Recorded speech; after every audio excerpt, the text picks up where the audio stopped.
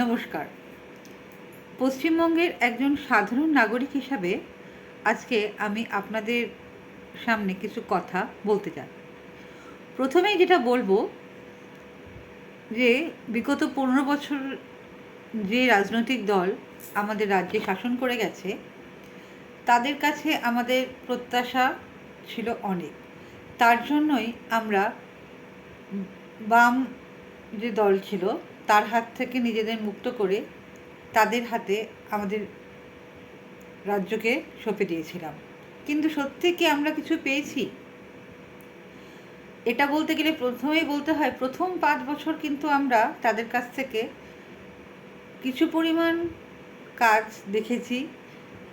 দেখেছি রাস্তাঘাটের উন্নতি, দেখেছি কিছু কিছু মিউনিসিপ্যালিটির আপগ্রেডেশন, এবং দেখেছি স্কুলগুলোতে বিনামূল্যে পুস্তক দান, ব্যাগ, জামা কাপড়, গরিবদের জন্য বিভিন্ন প্রকল্প। কিন্তু ধীরে ধীরে সময়ের সাথে সাথে আমরা দেখলাম সেই সমস্ত সুযোগ সুবিধা থেকে আমরা ধীরে ধীরে বঞ্চিত হচ্ছি। তো এইগুলো নিয়ে নতুন করে বলার আর কিছু নেই। সবাই আমরা জানি যে তৃণমূল দলটার প্রথম লগ্নে যারা ছিল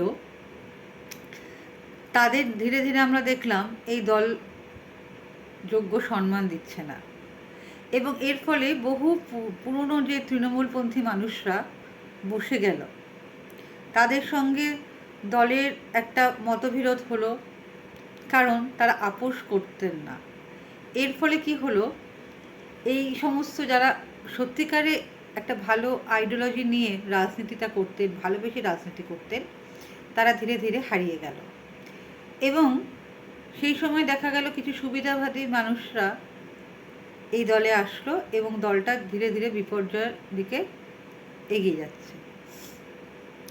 এটা তো আমরা সবাই দেখেছি। এবং এখন যারা বিভিন্ন নেতারা, বিভিন্ন তৃণমূলের কর্মীরা আজকে বলছে যে তারা প্রেশারাইজ হয়ে বা বিভিন্ন সময় বিভিন্ন থ্রেটের জন্য এই দলের সাথে এতদিন যুক্ত ছিল। কিন্তু আমার কাছে একটাই প্রশ্ন, তোমরা তখন যখন প্রতিবাদ করতে পারোনি, অর্থাৎ তাদের কথা এখন যে আমরা কোথাও বলতে পারিনি, তাহলে আজকে কেন বলছো? তোমাদের কথা তো উপর ভিত্তি করে যেই সময় আমাদের সমাজটা এটা পরিবর্তন হতে পারতো, তখন তো তোমরা কেউ এগোওনি। তখন তো তোমরা নিজেদের পিঠ বাঁচিয়েছিলে, সুবিধা ভোগ করছিলে। আর আজকে যখন দেখলে সেই সরকারের পতন হয়েছে, তখন তোমরা বলছো আমরা এতদিন কিছু বলতে পারিনি, ভয় পেয়েছি। হ্যাঁ, কেন? তাহলে আজ এবার তোমাদের মুখ খোলার কী দরকার? যদি সত্যিকারের রাজনীতি করতে চাও, দেশকে ভালোবেসে রাজনীতি করতে চাও, তাহলে প্রতিবাদ করতে শিখতে হবে সবার আগে। আজকে আমরা জানি আইপ্যাক এর জন্য দায়ী।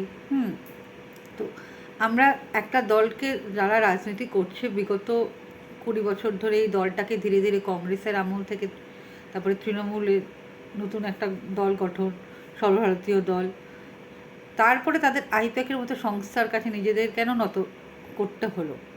সেই সময় প্রতিবাদ করাটার দরকার ছিল। তো যাই হোক, আজকে যে নতুন দল এসেছেন, আমাদের আশা তারা আমাদের আশাহত করবে না। নমস্কার।